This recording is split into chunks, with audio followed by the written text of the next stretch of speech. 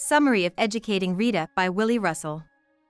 Frank, a middle-aged professor, drinks scotch in his office at the university and talks to his lover Julia on the phone. He tells her, as he sips his drink, that he won't be able to come to dinner because he has to teach a woman who is taking night classes at the university. He also says that after the tutorial, he plans to go to the pub and that the only reason he decided to teach more was to pay for his drinking habit. When he gets off the phone, his student shows up.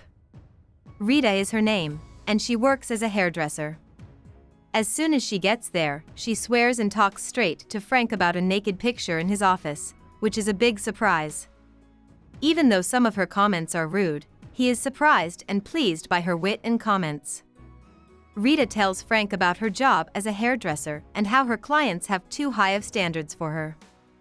"I just cut hair, I'm not a plastic surgeon," she tells them. They want to be made different. "But if you want to change, you have to start from within, don't you?" She adds that she is trying to do this by going to school. When Frank asks her what she wants to learn, she says, everything. He is surprised and asks her what made her decide to do this so quickly. She is 26, which makes her older than the normal student. She tells him that her choice wasn't sudden. In fact, she has been thinking for ages about going back to school because she is unhappy with her job as a worker. She says that everyone in her town, including her husband, expects her to get pregnant, but she's not ready to be a mom yet. She would rather first find herself. So, her husband, Denny, doesn't know that she takes birth control pills. During the course of their talk, Frank quickly starts to like Rita. He tells her that he can't be her trainer because he likes how smart she is even though she hasn't been taught. He tells her, "There's nothing here for you." He tells her that he is an appalling teacher and that this generally doesn't matter because his students are also appalling, but that she isn't appalling. He says he has nothing to offer her by saying, "Everything I know, and you must listen to this, is that I know absolutely nothing." Rita slowly walks away after hearing this, but she quickly comes back and says she'll be back in a week because she likes him and wants him to teach her. Frank shows Rita how to write literary criticism over the course of the semester. For her first task, she writes a review of Ruby Fruit Jungle by Rita Mae Brown, which is her favorite book.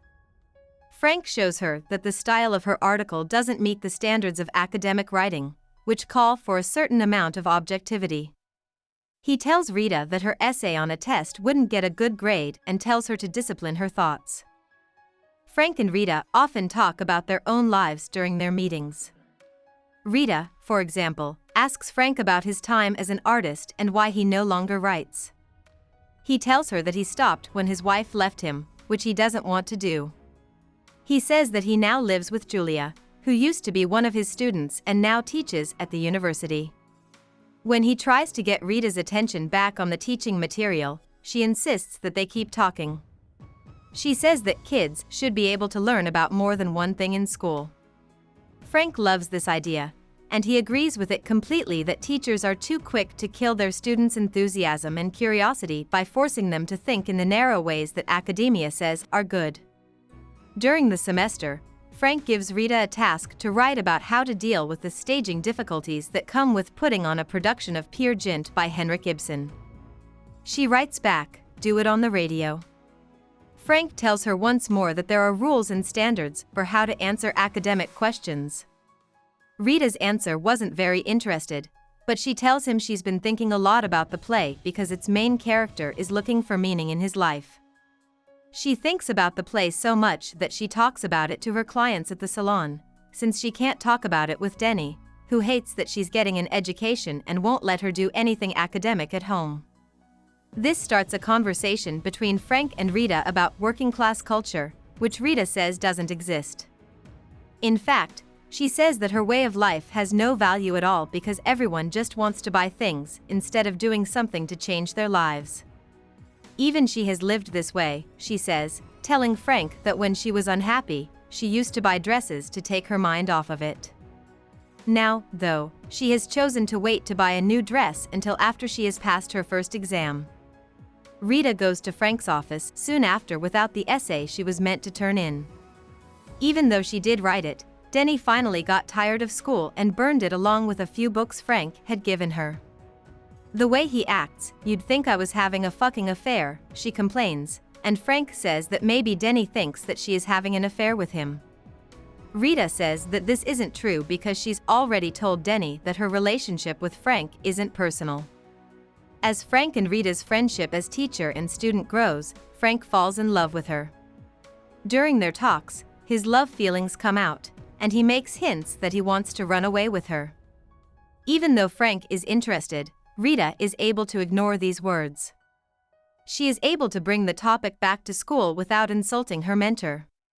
One day, Rita runs into Frank's office to tell him that she just saw a play called Macbeth. She is blown away by how beautiful the play is, so she chooses to write an essay about it. Then, Frank tells her she can bring Denny to a dinner party he's throwing and invites her. Even though she is unsure at first, she says she will come. In the next scene, though, they are back in the office and talking about why she didn't show up. Frank says that Julia was sad that there were 2 empty seats at dinner, and Rita says that she wanted to come but Denny wouldn't let her. Even so, she went by herself. But when she got close to the house, she could see Frank and his guests through the window, so she couldn't go in. She turned around and went to the pub where Denny and her mother were drinking and singing along to a jukebox. She felt like she would never fit in with this group. As they sang, she decided that she would never go back to Frank's office again. Instead, she would sing with Denny and her mother. But just then, her mother started crying and said that they could sing better songs.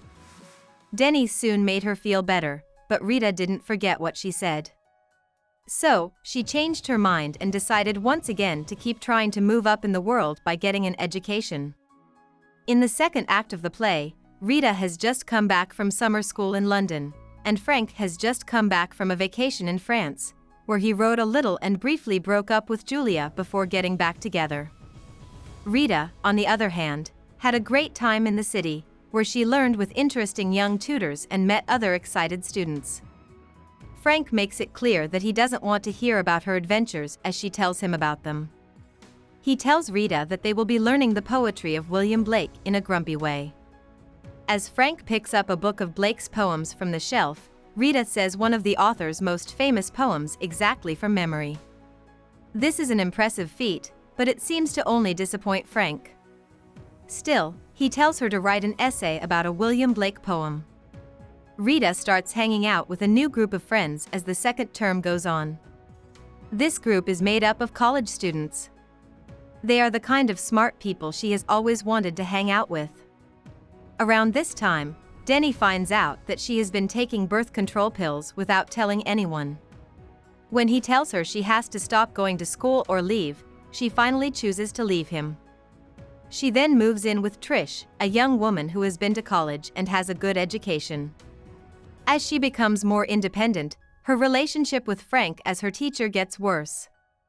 When she writes an article about a Blake poem that goes against his academic views, he criticizes her work and says she has given up her unique way of seeing the world. She tries to tell him that she can have her own ideas and doesn't have to agree with everything he says, but he just tells her to be careful and says that she has given up her own style to become an elite academic. When she asks why he wants her to be careful, he tells her, "Because I care for you." Rita keeps hanging out with her new group of friends, which includes a guy named Tiger. Frank is jealous of Tiger. She quits her job at the hair shop and starts waiting tables at a bistro. Frank, meanwhile, drinks more than usual because he thinks Rita doesn't want to study with him. She says that she would probably like his tutorials more if he didn't drink so much. This starts a fight, and at the end, Frank shoves a stack of his own poems into her hands and tells her to write an essay about them. The next day, Rita shows up in Frank's office, which takes him by surprise. She says she couldn't wait to get there because she wants to tell him that she and Trish both think his writing is great. Frank tells him that his work is worthless, which makes Rita so angry that she walks out of the room, vowing to never come back. Later, Frank calls Trish's flat while he's drunk and tells her that he's signed Rita up for her tests. In the last scene of the play, Rita sees Frank packing up his things. Because he drinks too much, the university is making him go to Australia on a vacation. Rita thanks him for putting her up for her tests and tells him he's a good teacher as he sets down his bags. It seems that the first question on the test asked her to explain how she would deal with staging difficulties when putting on Peer Gynt. Frank had already asked her this question, so she knew how to answer. She was tempted to write "Do It" on the radio, which she knew would make Frank happy because it would show that she hasn't changed, but she chose to write something else. "I had a choice," she explains. "I picked myself. Because of what you gave me." So, she did well enough on the test to pass. Frank gives her a beautiful dress he bought for her as a way to say congratulations. Rita tells Frank to sit down because she is happy. She then finds a pair of scissors and tells him she's going to cut his hair. About the author. Willy Russell came from a working-class home, and his father had a hard time with drugs. Russell had a lot of jobs over the years. He taught, sang at a folk club, and even ran a hair shop. While he was a student at St. Catherine's College of Higher Education in 1971, he wrote his first play, Keep Your Eyes Down. Russell started writing musicals, plays, and TV stories after he got noticed for his writing at the Edinburgh Fringe Festival in 1972. Later, the Royal Shakespeare Company asked him to write Educating Rita, which had its first performance in London in 1980. Russell has been nominated for a number of awards for his work, including the Academy Award, the Golden Globe Award, 3 Laurence Olivier Awards, and a Tony Award nod.